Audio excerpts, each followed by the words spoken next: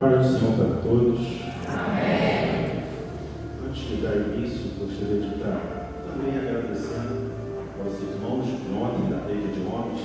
Foi uma bênção, algo extremamente valioso para nós, homens, termos homens compromissados com o reino, com a palavra, com Cristo, homens que buscam sacerdócio, homens que buscam poder e autoridade a partir da palavra e da presença de Cristo. Então estou muito feliz e grato por ter participado e fico contente. E que venham outros, muitos mais. Quem sabe aí a gente não consegue daqui para frente fazer um por mês. Acho que cabe. Amém, queridos? Você que pode, abra a sua Bíblia no livro de Romanos 12, verso 2. Eu vou estar lendo 3 versículos de 2 livros diferentes.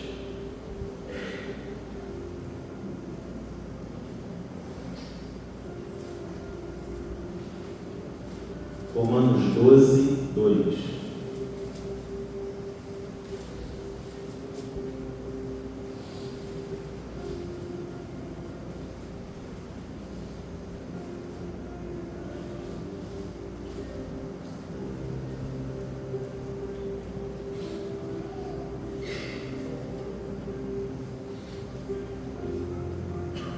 Está escrito assim: e não vos conformeis a este mundo, mas transformai-vos pela renovação do vosso entendimento, para que experimenteis qual seja a boa, agradável e perfeita vontade de Deus. O segundo está em 2 Coríntios, capítulo 3, verso 18.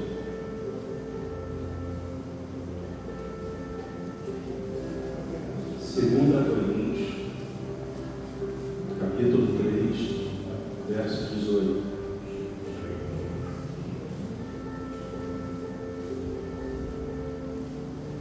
Está escrito assim: mas todos nós, com o rosto descoberto, refletindo como um espelho a glória do Senhor, somos transformados de glória em glória na mesma imagem, como pelo Espírito do Senhor. E para finalizar, 2 Coríntios, capítulo 5, verso 17.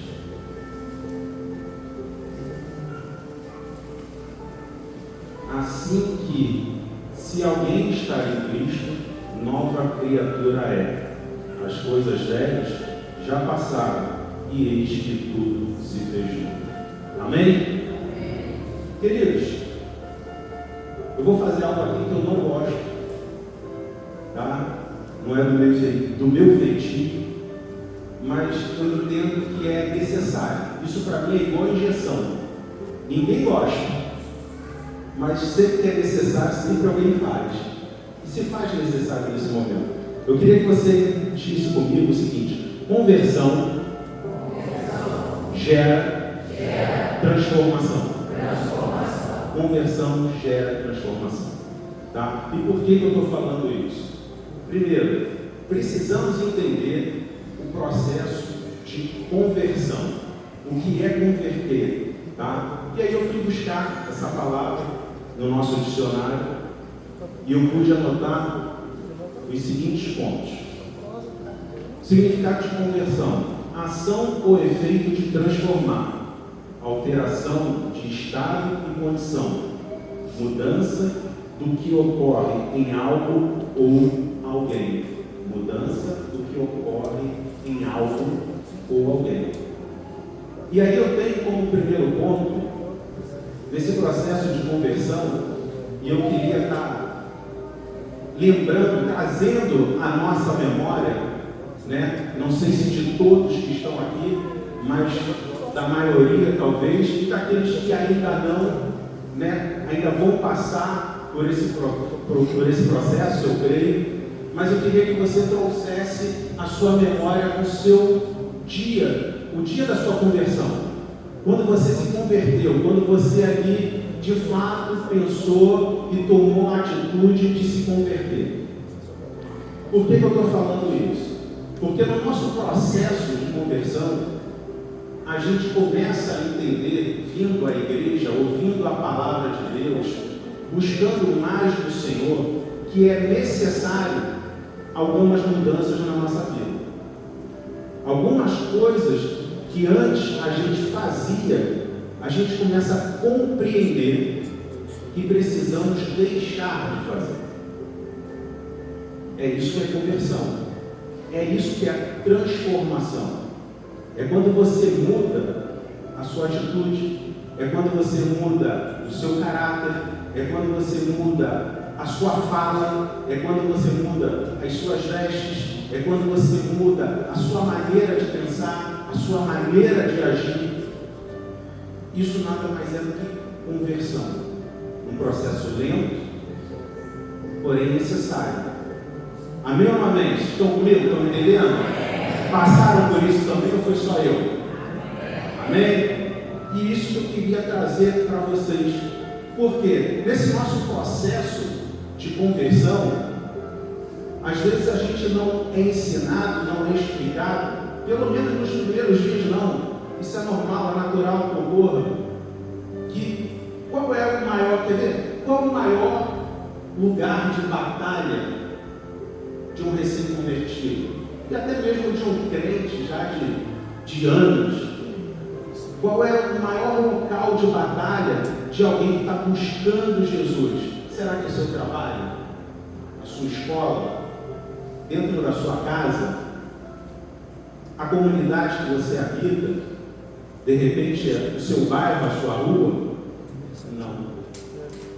O nosso maior campo de O nosso maior campo de batalha, o maior campo de batalha de um crente é a sua mente. É dentro da nossa mente que acontecem todas as acusações.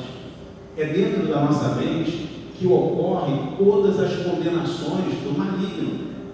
Para pensar. Quando você se converteu, o que você pensou? As coisas que vinham na sua mente. Quando você aceitou a Cristo como o único e suficiente Salvador da sua vida, será que lá naquela hora não tinha alguém te acusando, falando assim, você tão mentiroso, você tão corrupto, você prostituto, agora vai se esconder atrás da igreja, agora vai fingir que é crente? Isso acontece ou não acontece com a gente? Amém? Vocês estão aí? Oh, glória, que susto eu também. Então eu queria que você começasse a pensar justamente sobre isso. O seu processo de conversão. O seu processo de transformação. E que você comece a compreender que a sua batalha maior, a sua dificuldade maior, não é a cidade que você mora, não é o trabalho que o Senhor te deu, não é a escola que você estuda, não é o seu vizinho de baixo, de cima, da frente, de trás, não é nada disso. É a sua mente. E entendido isso, a gente precisa entender que existe para a gente agora uma mudança na nossa vida. E essa mudança, ela vai passar em todas as áreas da nossa vida, como eu falei aqui anteriormente, através dos exemplos. Vamos ter que mudar caráter, personalidade, atitude, palavras, pensamentos. Se antes bebíamos, não bebemos mais. Se antes fumamos, hoje não se fuma mais. Isso faz parte do processo de conversão. Mas por que eu estou falando tudo isso? Aí a gente vai entender de acordo com o segundo texto. Mas todos nós, com o rosto descoberto, refletindo como um espelho a glória do Senhor, somos transformados de glória em glória na mesma imagem, como pelo do Espírito. Querido, esse nosso processo de renovação de mente, de mudança de atitude, mudança de hábito, tudo isso nada mais é do que um processo simples e inicial de santificação. Tudo isso é necessário para vivermos uma vida cada vez mais santa, uma vida eternamente de busca. E de busca pelo quê? Pela perfeição? Não tem ninguém perfeito.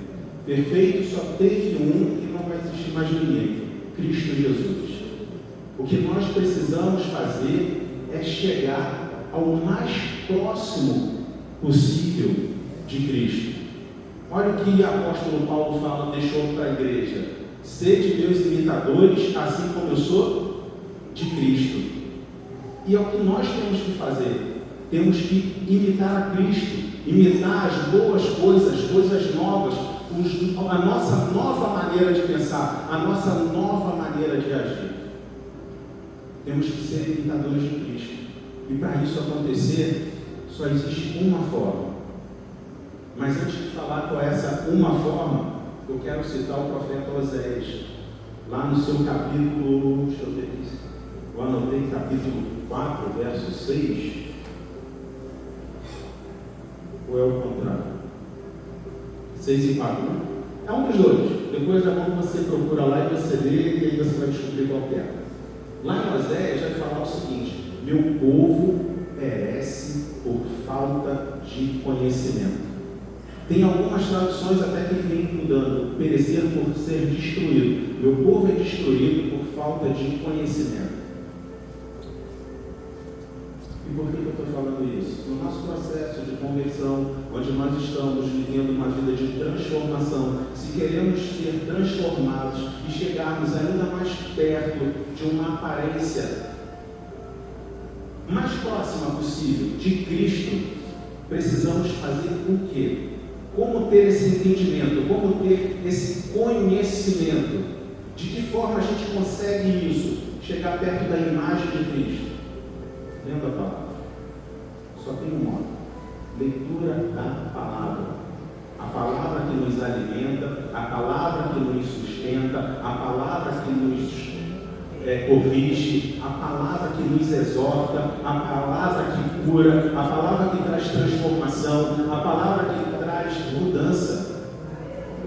Se você não lê a palavra, se você é um crente que não busca através da palavra, se você é um crente que só acha que Bíblia é um pedaço de rapadura que tu vai enfiar embaixo do braço e vai para a igreja, querido, seu processo de transformação não vai chegar nunca. Não vai chegar nunca. Sabe por quê? Porque você não vai ser constrangido.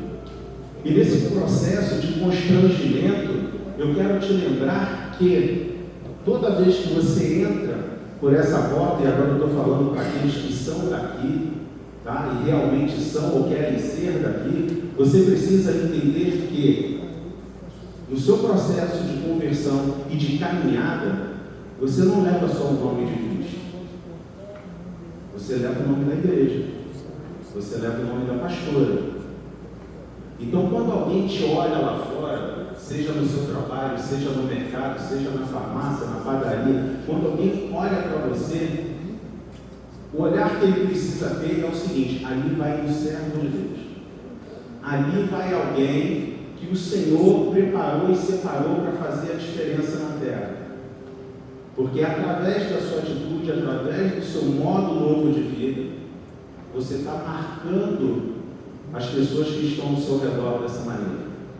Mas imagina só se esse processo ele não é cumprido.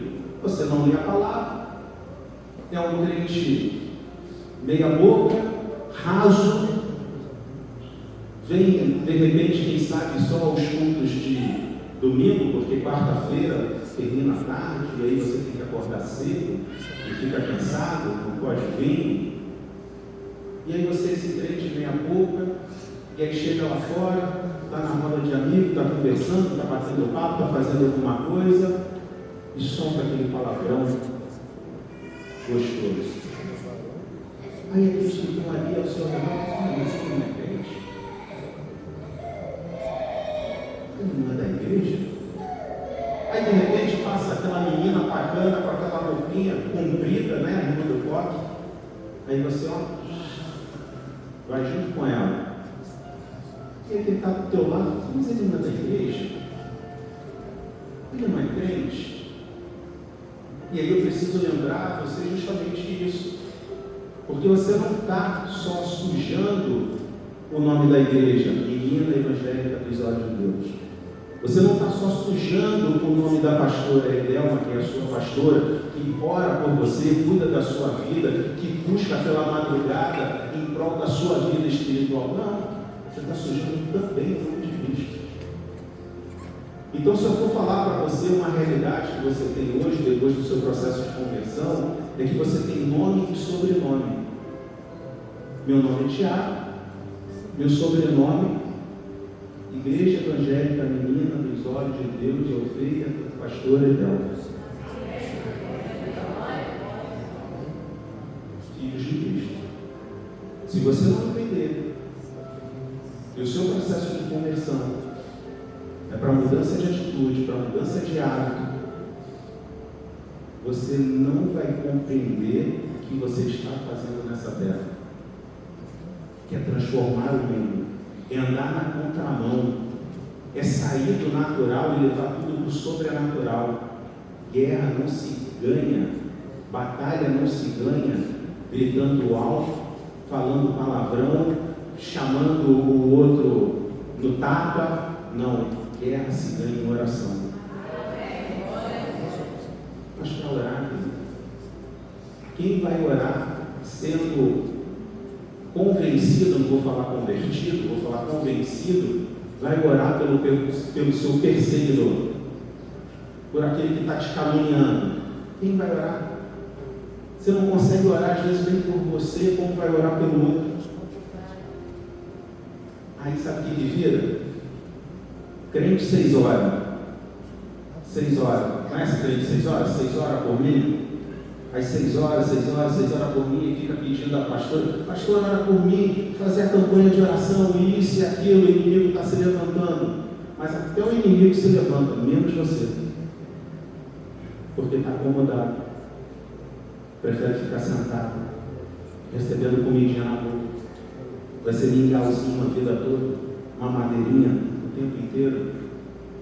Que horas que você vai para o alimento sólido, pesado? Que horas que você vai buscar? Que horas que você vai edificar a sua vida de maneira tal que a pastora não vai precisar pedir ajuda, mas ela vai escolher, fechando a mão e apontando assim, aí para quem ela apontar, pode ajudar, é capaz de ajudar, porque sabe que são ovelhas sadias, ovelhas que dão frutos, pessoas que são plantadas como árvores à beira de um ribeiro e que a todo tempo dá fruto. Mas para isso temos que estar com a vida reta, precisamos estar com a nossa vida santificada. Para que isso aconteça, não cabe mais a atitude do velho homem. Não cabe mais uma outra coisa que é uma enganação tremenda que o inimigo fala para a gente, e a gente às vezes cai, e a gente às vezes deixa passar, e as coisas vão acontecendo de qualquer maneira, é aquele tal do nada a ver. Isso não tem nada a ver. Isso não tem nada a ver, o que tem? Bobeira. Pode fazer, falar um palavrãozinho, pode contar uma mentirinha, nada a ver, não vai prejudicar ninguém não. Nada a ver. Já ouviram isso? Fugiu? Já ouviram isso, gente? Amém. Vou falar, gente. Por favor, senão me assusta. Se não tem nada a ver, vamos fazer o seguinte. Vamos mudar nossa maneira de pensar. Pensa o seguinte: quem é o nosso referencial de amor, santidade, bondade, sacrifício, de entrega? Nosso referencial é Cristo Jesus. Amém ou não amém? Amém. Se Ele é o nosso referencial, aquilo que você está querendo fazer, pensando em fazer, Jesus faria? Pensa. Jesus contaria uma mentirazinha, mesmo que não prejudicasse a ninguém, só por benefício próprio? Ele falaria um palavrãozinho pequenininho daqueles que, sabe, nem é muito cabeludo não. Você consegue enxergar isso na Bíblia? Mas Jesus mentiu para seu benefício, para que pudesse, ou Jesus fez isso? Querido, você não tem isso. Se em lugar nenhum da palavra sagrada, das escrituras sagradas, contam experiências desse tipo, exemplos desse tipo, por que nós que falamos que somos seguidores de Cristo, queremos ser como Cristo, vamos fazer? Aonde está esse exemplo de Cristo para nós, para a gente trazer para a nossa vida e multiplicar isso lá fora? Porque quem está lá fora, quem está perdido, quem está sedento ainda, quem está cego, quem está oprimido, quem está cativo, busca liberdade. Mas me diz aonde está a liberdade na mentira. Me diz aonde está a liberdade na prostituição. Me diz aonde está a liberdade na falcatrua. Me diz onde está a liberdade no palavrão. Me diz. É enganação do século falar que a palavra de Deus aprisiona, escraviza. A palavra de Deus, ela nunca aprisionou ninguém. Ela fala, agora eu não posso fazer nada. Agora eu não posso beber, agora eu não posso fumar, agora eu não posso cheirar, eu não posso fazer nada. Eu gostava lá fora fazia tudo o que eu queria, do jeito que eu queria, ao tempo e maneira que eu queria. Dentro da igreja não. Ah, é? Você é livre? Então, se você tem vício do fumo, larga o fumo agora. Você tem vício da bebida, larga a bebida agora. Você não é livre? Ah, não, mas agora eu não quero. Cativo, está preso, mentiroso. Mentiroso. A gente precisa compreender que a palavra de Deus nada mais é do que a cerca que envolve a nossa santidade no nosso processo de santificação. É Ele que delimita até onde nós podemos ir. Até aqui é santo, daqui para lá é profano. Até aqui eu vou, porque até aqui eu agrado ao meu Senhor. Até aqui eu sou servo do Deus Altíssimo, e o que eu pedir a Ele em oração, Ele vai me dar. Agora, daqui em diante, se eu passar essa linha, pobre miserável que sou, o que fazer?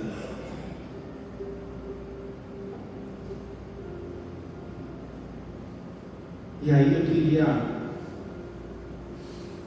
lembrar vocês que para tudo isso a gente precisa ter conhecimento.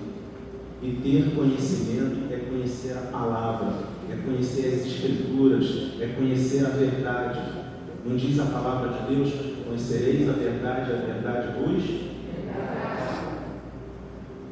Se a palavra é liberdade, significa que quem não lê, não se alimenta dela, quem não busca ela, é o quê? Cativo, prisioneiro, escravo.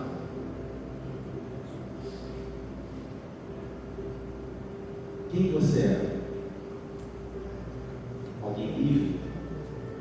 Que serve ao seu Senhor por amor? É alguém que se entrega por amor, porque recebeu esse amor e devolve ele em amor e gratidão, entregando a sua vida?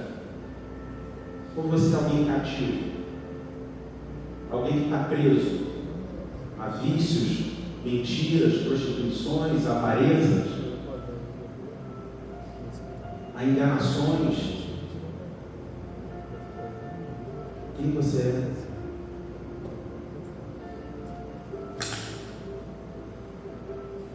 Eu queria que nessa noite você refletisse sobre cada uma dessas coisas, que você pudesse ter um entendimento que ser livre é conhecer a palavra, é fazer a vontade de Deus, é estar na presença do Senhor. Ser livre é poder acordar a cada dia tendo a certeza e a convicção que pode vir chuva, vento, tempestade, pode acontecer o que for, você não vai ser atingido, porque você tem um Senhor a quem você serve e Ele é fiel e justo para te guardar. Como crer em Deus fiel e não servir a Ele?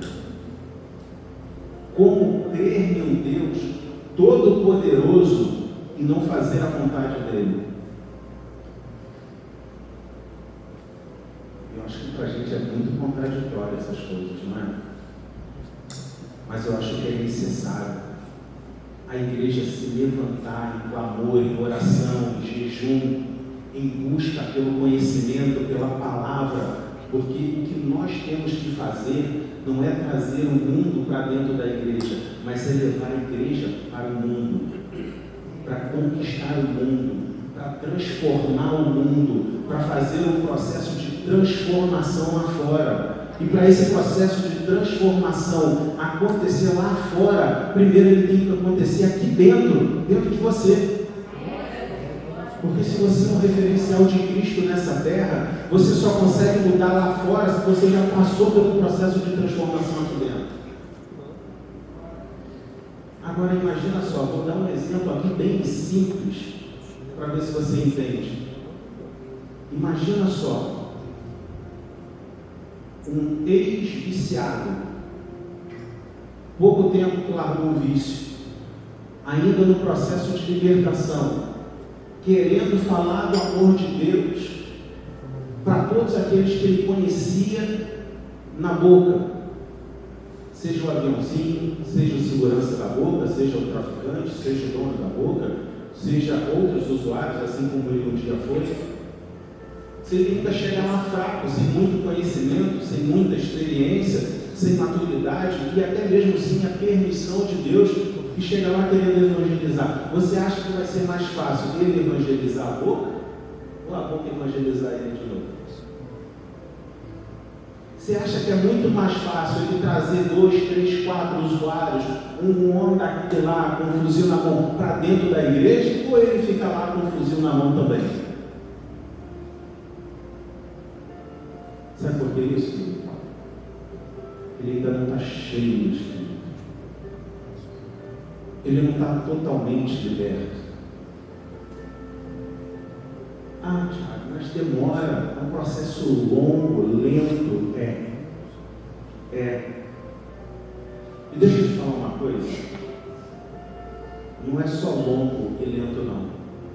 Eu vejo que tem muita gente ali fora romantizando a palavra, romantizando o Evangelho. E a palavra de Deus não é um livro de romance. A palavra de Deus é a palavra de Deus. Se fosse romance, eu acho que não teria tantas mortes como a gente já leu aqui. A própria crucificação de Cristo, o processo de peregrinação dele, de carregar a cruz, ser chicoteado, apanhar de tudo quanto é forma, ser cuspido, ser humilhado. Isso não é romance. Mas tem muita gente lá fora tentando distorcer a palavra de Deus em benefício próprio. Ah, mas por que você está falando isso, querido? Por que você está falando isso, irmão Tiago? Porque essa entrega que a gente precisa fazer, esse retorno a Cristo que a gente precisa dar, a gente precisa entender, tá? Que é diário, é uma entrega diária. E o próprio Jesus fala para a gente, deixa registrado na sua palavra, algo muito interessante que as pessoas ficam romantizando e acham muito bonitinho. Aquele que quiser vir após mim, tome a sua cruz. Amém ou não amém? Amém. Essa é uma cruz tão pequenininha, eu achei que era paquitinho. Olha só o que a gente está falando. Quem quiser vir após mim, tome a sua cruz. Eu já vi muita gente romantizando isso. Mas o que eles não abrem os olhos dos outros é que tomar a cruz, presta atenção no que eu vou te falar, tomar a cruz é pegar a sua cruz e ir para um caminho de morte. Literalmente um caminho de morte. Jesus, quando pegou a sua cruz, para onde ele foi? Crucificação, ser morto. Tomar a sua cruz não é algo bonitinho, agradável, bacana, legal, filme de Hollywood. Tomar a cruz é saber que você está sendo entregue à morte.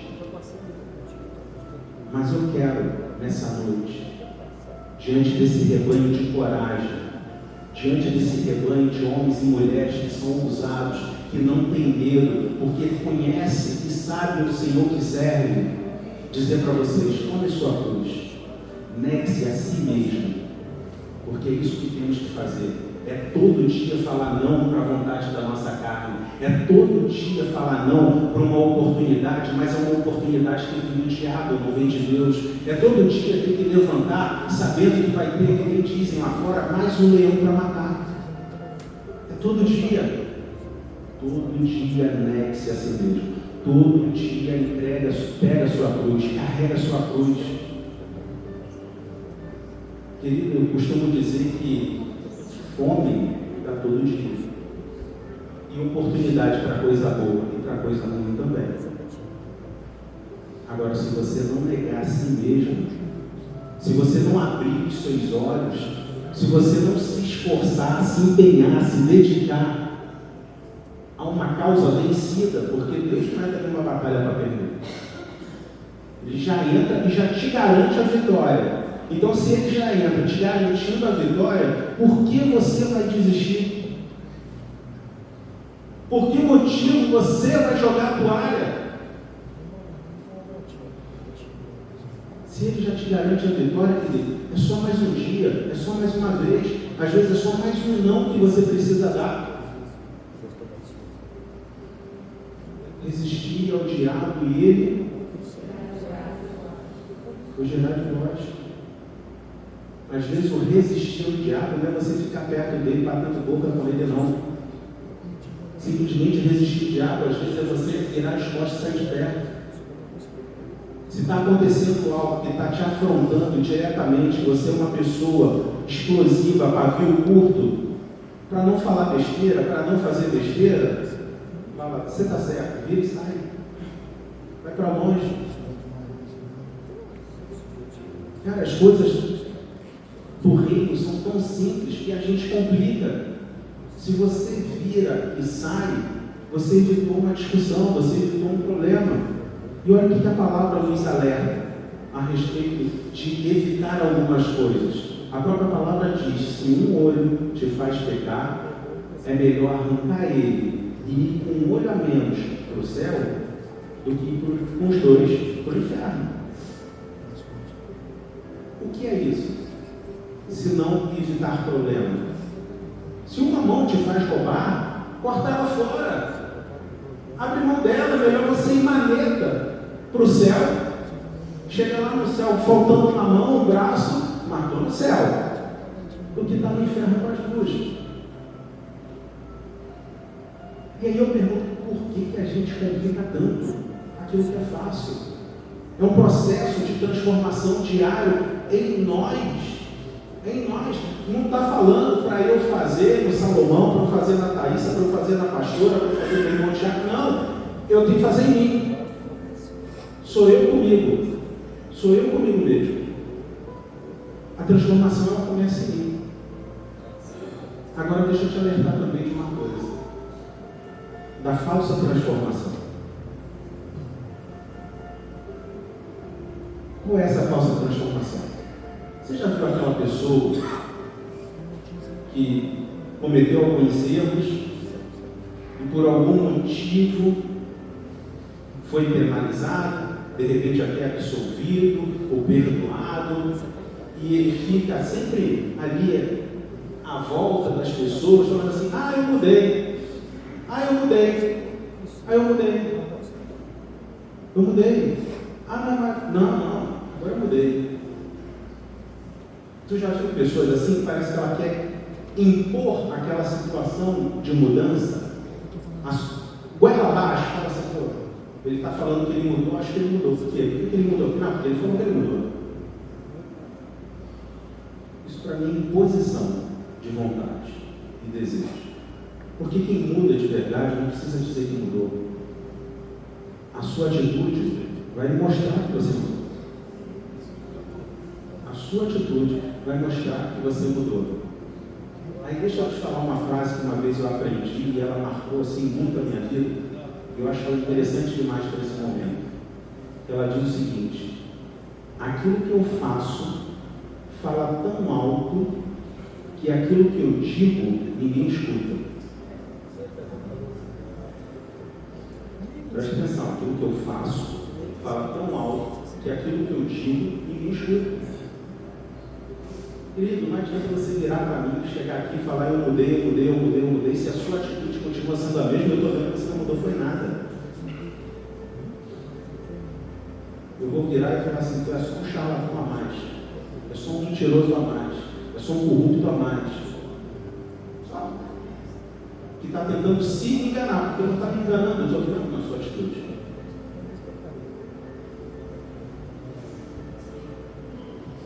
Eu queria que nessa noite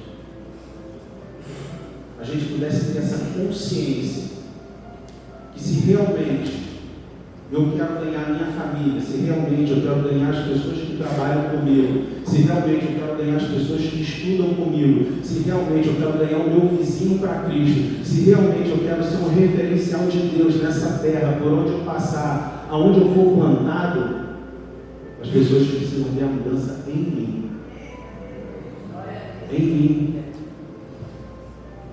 O meu processo de conversão depende única e exclusivamente de mim. Ninguém vai chegar aqui e botar uma faca no meu pescoço ou uma arma na minha cabeça e falar se converta.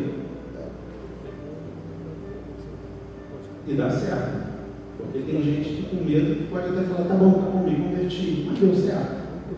Funcionou, saiu a faca, tirou a arma, desconverteu de novo. Mas quando esse processo, essa mudança, ela é verdadeira, quando isso é genuíno, quando isso vem realmente de dentro para fora, quem está ao nosso redor dele? E não é algo que eu preciso convencer a ninguém. Eles estão vendo. Quer ganhar seus familiares para Cristo? Se convertam. Quer ganhar as pessoas do seu trabalho para Cristo? Se convertam. Quer ganhar pessoas do seu escola? Se convertam. Da academia? Se convertam. Mas eu estou falando do processo de conversão normal e natural de todo mundo. Não tem como mudar tudo de uma só vez. Não, mas muda. É um passo após o outro, dia após dia. Não é assim? Cada um, aquele que quiser vir em mim, pegue sua cruz, pegue si mesmo. É dia após dia. O maná, ele cai do céu pro dia. O maná não é pro dia seguinte, é pro dia. A conversão também é pro dia. Você tem que se converter hoje. Hoje eu me converti. E amanhã eu vou me converter de novo. Porque amanhã eu preciso de novo. Porque sabe por quê que amanhã eu preciso de novo? Porque amanhã, na hora que eu abrir os meus olhos, o inimigo já está do lado da minha cama e fala assim, ó, levanta que hoje eu vou te atazanar. Levanta que hoje eu vou te libertar. E aí na terça, na quarta, a mesma coisa. E ó, se tem que ter algo para a gente tirar de ensinamento do inimigo, de coisa boa, é a persistência dele, tá? Um cara persistente. Ele não desiste. Se a gente tivesse metade da persistência do inimigo, ele estava perdido.